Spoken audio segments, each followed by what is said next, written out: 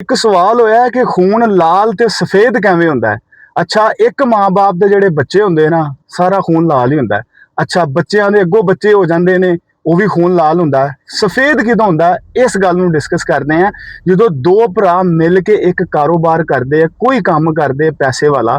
अच्छा, 12 ਤੋਂ 13 ਸਾਲ ਵੱਡਾ ਭਰਾ ਛੋਟੇ ਨੂੰ ਇਹ ਗੱਲ ਕਹਿੰਦਾ ਹੈ ਕਿ ਤੂੰ ਜੋ ਕੁਝ ਵੀ ਕਰਨਾ ਹੈ ਨਾ, ਇਹ ਕੰਮ ਜਿਹੜਾ ਹੋ ਰਿਹਾ ਨਾ, ਇਹ ਸਾਰਾ ਆਪਣਾ ਹੀ ਹੈ, ਠੀਕ ਹੈ। ਅੱਛਾ, ਵੱਡੇ ਭਰਾ ਦਾ ਕਿਰਦਾਰ ਸਿਰਫ ਇੰਨਾ ਹੀ ਹੁੰਦਾ ਹੈ ਕਿ ਉਹ ਇੱਕ ਸਾਇਲੈਂਟ ਪਾਰਟਨਰ ਹੁੰਦਾ ਹੈ, ਖਾਮੋਸ਼ ਪਾਰਟਨਰ ਹੁੰਦਾ ਹੈ। ਉਹਨੇ ਖੁਦ ਐਕਟਿਵ ਕੰਮ ਕੁਝ ਵੀ ਨਹੀਂ ਕਰਨਾ ਹੁੰਦਾ। ਨਿੱਕੇ ਭਰਾ ਕੋ ਸਾਰਾ ਕੰਮ ਕਰਵਾਉਂਦਾ 12 ਤੋਂ 13 ਸਾਲ। ਅੱਛਾ, ਇਹਦੇ 'ਚ 3-4 ਕੰਮ ਹੋ ਰਹੇ ਹੁੰਦੇ, ਉਹਨਾਂ ਦੀ ਵਜ਼ਾਹਤ ਜ਼ਰੂਰੀ ਹੈ ਕਿ ਜਿਵੇਂ पैसा लियाना खतरे च, फिर दूजे नंबर ते पैसे नूं तहफ़्फ़ुज़ देना, फिर तीजे नंबर ते पैसे नूं रीइनवैस्ट करके पैसे नाल पैसा बनाना। ते भाईजान ये काम जिहड़ा मसलसल हुंदा रहिंदा, एक वक्त आंदा जायदादां बन जांदियां, पैसा बन जांदा, सारा कुछ हो जांदा है, खून सफेद होना भी शुरू हो जांदा है। वड्डा भरा की करदा जी, आस्ता आस्ता भाईजान अपना जिहड़ा है ना सारा माल जिहड़ा इकट्ठा होया हुंदा है ना, उहनूं अपने नां कराना शुरू कर दिंदा है, ठीक है। और इन्ना करदा करदा सारा कुछ ना करवा लैंदा। एक चीज़ बाकी रह जांदी जिहड़ी रल के छत बनाई जांदी, उहदी कमिटमेंट होई हुंदी कि यार ये घर जिहड़ा साडा है ना, ये सदा हमेशा रहण वास्ते बनाया जाना है ते इनू नहीं असीं छेड़ना। अच्छा, छोटा भरा सोचदा रहिंदा यार खैर साडा वड्डा भरा, उहनूं पैसे दी लालच नहीं हुंदी, ना ही उहने किसी चीज़ दे विच रखना पाया। हुण वड्डा भरा जदों सारियां चीज़ां ना होंदियां सी, वड्डा भरा करा रहा सी, छोटा खामोश रहा, उन्हें हत्थी सारा कुछ देखदा रहा, कुछ भी नहीं बोलिया। लेकिन जदों मामलात हो गए ना घर वेचण दे, अपने नां ते कराउण दे, ते भाईजान उदों फिर छोटे ने सिर्फ एक सवाल किया कि यार ये तो साडा अपना घर सी, ये तो असीं आबाई घर सी, रहण वास्ते बनाया गया सी, ते ये चीज़ नूं क्यों तुसीं अपने नां करवा रहे जी, की वजह है? लो जी, अगों जवाब की मिलिया कि जी ये मेरे बच्चों का हक है, ये पैसे मेरे आ, सारा कुछ मेरा। अच्छा, किहड़े बच्चे? जिहड़े बच्चों ने ये जिन्ना कुछ भी बनया है ना, उहदे च उन्हां दा कुछ भी खर्च नहीं होया। इत्थे तुहानूं मैं एक वजाहत करदा, जदों खून सफेद हुंदा उदों की हुंदा है कि एक जिहड़ा वड्डा भरा ना, वो मजाजन वो शादियां भी करदा। अच्छा, उहदे च औलादां भी हुंदियां। फिर हुंदा कि कुछ औलाद ऐसी हुंदी है कि तलाक भी हो जांदी है, वो फिर जिहड़ा बच्चा है ਉਹਨੂੰ ਵੀ ਵੱਡਾ ਜਿਹੜਾ ਭਰਾ ਹੈ ਆਪਣੇ ਵਾਰਿਸ ਬਣਾਉਂਦਾ ਜਾਇਦਾਦ ਦਾ, ਜਿੰਨੇ ਜਿਹੜਾ ਆਪਣੇ ਬਾਪ ਨੂੰ ਪਹਿਚਾਨਦਾ ਵੀ ਨਹੀਂ ਹੈ। ਮੈਂ 100% ਯਕੀਨਨ ਕਹਿ ਸਕਦਾ ਹਾਂ ਕਿ ਉਹ ਬੱਚਾ ਆਪਣੇ ਬਾਪ ਨੂੰ ਨਾ ਪਹਿਚਾਨਦਾ, ਨਾ ਹੀ ਉਹਨੂੰ ਉਹਦਾ ਨਾਮ ਵੀ ਆਂਦਾ ਹੈ।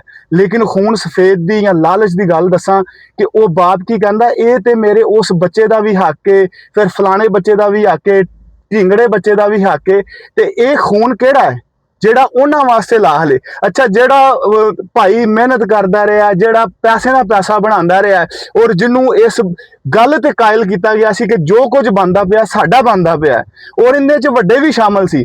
ਜਦੋਂ ਬਣਦਾ ਪਿਆ ਸੀ ਨਾ, ਤੇ ਵੱਡੇ ਪਤਾ ਕੀ ਕਹਿੰਦੇ ਸੀ, ਅੱਲਾਹ ਤਾਲਾ ਨੇ ਨਾ ਤੁਹਾਡੀ ਬਾਂਹ ਫੜ ਲਈ ਹੈ ਤੇ ਤੁਸੀਂ ਸ਼ੁਕਰ ਕਰੋ ਔਰ ਲੋਕਾਂ ਦੀਆਂ ਨਜ਼ਰਾਂ ਤੋਂ ਬਚੋ, ਤੇ ਤੁਸੀਂ ਧਿਆਨ ਨਾਲ ਕੰਮ ਕਰੋ। ਤੇ ਮੈਂ ਕਹਿੰਦਾ ਕਿ ਵੱਡੇ ਹਰ ਚੀਜ਼ ਦੇ ਵਿੱਚ ਉਹਨਾਂ ਨੂੰ ਸਾਰਾ ਹੀ ਪਤਾ ਹੈ।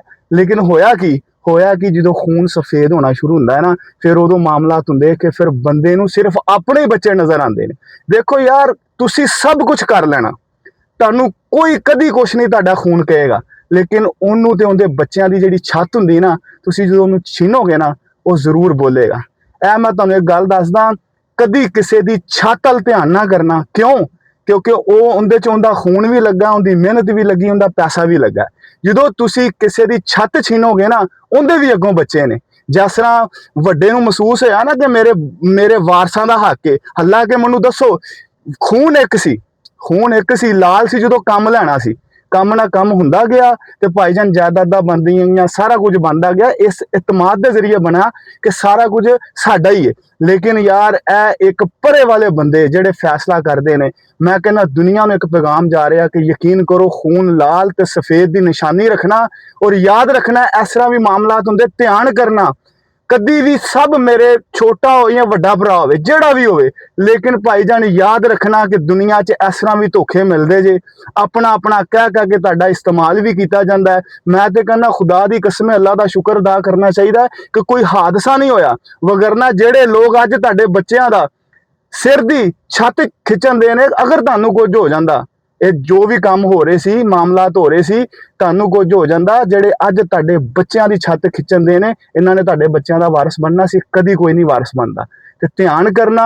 ਇਹ ਗੱਲ ਸਿਰਫ ਕਿਸੇ ਨੇ ਸਵਾਲ ਕੀਤਾ ਹੈ ਕਿ ਜੀ ਖੂਨ ਸਫੇਦ ਤੇ ਲਾਲ ਕਿਵੇਂ ਹੁੰਦਾ, ਉਹਦੀ ਵਜ਼ਾਹਤ ਹੈ ਕਿ ਖੂਨ ਸਾਰਾ ਲਾਲ ਹੀ ਹੁੰਦਾ, ਸਫੇਦ ਉਦੋਂ ਹੀ ਹੁੰਦਾ ਜਦੋਂ ਸਿਰਫ ਆਪਣੀ ਬੰਦੇ ਨੂੰ ਪੈ ਜਾਏ ਨਾ, ਆਪਣੀ ਲਾਲਚ ਆ ਜਾਏ। ਔਰ ਇੱਥੇ ਇੱਕ ਯਾਦ ਰੱਖਣੀ ਗੱਲ, ਜਿਹੜਾ ਸਾਇਲੈਂਟ ਪਾਰਟਨਰ ਹੈ ਨਾ, ਉਹ ਮਜਬੂਰਨ ਕੁਝ ਕਰ ਨਹੀਂ ਸੀ ਸਕਦਾ। ਮਸਲਨ ਜਿਵੇਂ ਇੱਕ ਬੰਦਾ ਹੈ ਕਿ ਉਹ ਐਸੇ ਮਾਮਲਾ 'ਚ ਫਸਿਆ, ਖੁਦ ਕੁਝ ਨਹੀਂ ਕਰ ਸਕਦਾ, 12-13 ਸਾਲ ਭਾਈਜਾਨ ਆਪਣੇ ਛੋਟੇ ਭਰਾ ਕੋ ਕੰਮ ਲੈਂਦਾ, ਕਾਰੋਬਾਰ ਕਰਵਾਉਂਦਾ, ਬਲਕਿ ਉਹਨੂੰ ਤਾਂ ਇੰਨੀ ਸਮਝ ਵੀ ਨਹੀਂ ਆਇਆ ਸੀ ਕਿ ਕਾਰੋਬਾਰ ਹੁੰਦਾ ਕਿਸ ਤਰ੍ਹਾਂ। ਛੋਟਾ ਭਾਈ ਕਾਰੋਬਾਰ ਕਰਦਾ ਕਿਉਂਕਿ ਉਹ ਆਲਰੇਡੀ ਕਾਰੋਬਾਰ ਕਰ ਰਿਹਾ ਸੀ, ਔਰ ਕਾਰੋਬਾਰੀ ਬੰਦਾ ਹੀ ਪੈਸੇ ਨਾਲ ਪੈਸਾ ਬਣਾਉਂਦਾ ਭਾਈਜਾਨ। ਅਣਜਾਣ ਬੰਦਾ, ਨੌਕਰੀਆਂ ਕਰਨ ਵਾਲੇ ਬੰਦਿਆਂ ਨੂੰ ਕੀ ਪਤਾ ਹੈ ਕਿ ਪੈਸੇ ਨਾਲ ਪੈਸਾ ਕਿਵੇਂ ਬਣਾਈਦਾ। ਔਰ ਜਦੋਂ ਢੇਰ ਪੈਸਾ ਬਣ ਜਾਂਦਾ ਔਰ ਉਦੋਂ ਭਾਈਜਾਨ ਕੀ ਹੁੰਦਾ, ਖੂਨ ਸਫੇਦ ਹੋ ਜਾਂਦਾ, ਔਰ ਉਦੋਂ ਸਿਰਫ ਵਾਰਿਸ ਕੌਣ ਹੋ ਜਾਂਦੇ, ਜਿਹੜੇ ਉਹਨਾਂ ਦੇ ਹੁੰਦੇ ਨੇ। ਲੇਕਿਨ ਜਿਹੜਾ ਇਹ ਮਿਹਨਤ ਕਰ ਰਿਹਾ ਹੁੰਦਾ, ਅੱਛਾ ਖੂਨ ਇੱਕ ਸੀ, ਮਿਹਨਤ ਕਰਨ ਵਾਲੇ ਨੂੰ ਕਿਹਾ ਗਿਆ ਤੂੰ ਨਿਕਲ, ਤੇ ਜਿਹੜਾ ਬੰਦਾ ਸੀ ਨਾ, ਜਿਹੜੇ ਖੂਨ ਹੈਗੇ ਸੀ ਨਾ, ਜਿਨ੍ਹਾਂ ਨੇ ਕੁਝ ਵੀ ਨਹੀਂ ਕੀਤਾ, ਉਹਨੂੰ ਕੀ ਕਿਹਾ ਜਾ ਰਿਹਾ ਜੀ, ਵਾਰਿਸ ਬਣਾਇਆ ਜਾ ਰਿਹਾ। ਤੇ ਇਹ ਨਾ ਇਨਸਾਫੀ ਹੈ। ਮੈਂ ਕਹਿੰਦਾ ਅੱਲਾਹ ਤਾਲਾ ਦੇ ਗਜ਼ਬ ਤੋਂ ਡਰਨਾ ਚਾਹੀਦਾ, ਨਾ ਇਨਸਾਫੀ ਔਰ ਜ਼ੁਲਮ ਨਹੀਂ ਕਰਨਾ ਚਾਹੀਦਾ। ਮੈਂ ਤੁਹਾਨੂੰ ਪੈਗਾਮ ਦੇਣਾ ਚਾਹ ਰਿਹਾ, ਕੋਈ ਵੀ ਰਿਸ਼ਤਾ ਹੈ, ਸਾਰੇ ਰਿਸ਼ਤੇ ਬੜੇ ਮੁਕੱਦਸ ਹੈ, ਲੇਕਿਨ ਇੱਕ ਗੱਲ ਯਾਦ ਰੱਖਣਾ, ਜਿਹੜਾ ਛੋਟਾ ਭਰਾ ਇਤਮਾਦ ਦੀ ਵਜ੍ਹਾ ਤੋਂ ਅੱਜ ਉਹ ਆਪਣਾ ਇਸ ਚੀਜ਼ ਦਾ ਸ਼ਿਕਾਰ ਹੈ, ਸਭ ਰਿਸ਼ਤੇ ਉਹਦੇ ਖਤਮ ਹੋ ਚੁੱਕੇ ਨੇ ਲਾਲਚ ਦੀ ਵਜ੍ਹਾ ਤੋਂ। ਕਿਉਂ? ਉਹਨਾਂ ਨੇ ਲਾਲਚ ਕੀਤੀ, ਨਿੱਕੇ ਨੂੰ ਨਜ਼ਰਅੰਦਾਜ਼ ਕੀਤਾ, ਖਤਮ ਕਰਤੀ ਸਾਰੀ ਗੱਲ। ਮੈਂ ਤੁਹਾਨੂੰ ਦੱਸਦਾ, ਧਿਆਨ ਕਰਨਾ, ਆਪਣਾ ਵੀ ਧਿਆਨ ਕਰਨਾ। ਕਿਉਂ ਕਿ ਕਦੀ ਕੋਈ ਵੀ ਇਸ ਤਰ੍ਹਾਂ ਨਹੀਂ ਕਰਦਾ ਹੁੰਦਾ ਕਿ ਵੀ ਜੋ ਕੁਝ ਵੀ ਬਣਨ ਦਿਆ ਸਾਡਾ ਹੀ ਬਣਨ ਦਿਆ, ਸਭ ਗੱਲਾਂ ਹੈ, ਗੱਲਾਂ ਦੀ ਹੱਦ ਤੀਕਰ ਹੈ, ਹੋਰ ਕੁਝ ਵੀ ਨਹੀਂ। ਇਹ ਪੈਗਾਮ ਖੂਨ ਸਫੇਦ ਤੇ ਲਾਲ ਦੀ ਨਿਸ਼ਾਨੀ ਹੈ ਭਾਈਜਾਨ। ਇਹ ਵਜ਼ਾਹਤ ਹੋਗੀ, ਮੇਰਾ ਖਿਆਲ ਬਹੁਤ ਜ਼ਬਰਦਸਤ ਵਜ਼ਾਹਤ ਹੋਗੀ। ਅਗਰ ਤੁਹਾਨੂੰ ਮੇਰੀ ਵੀਡੀਓ अच्छी लगती है तो प्लीज़ इन्हें शेयर करो और लाइक करो और कमेंट्स भी करो। Thank you very much. अल्लाह हाफिज़।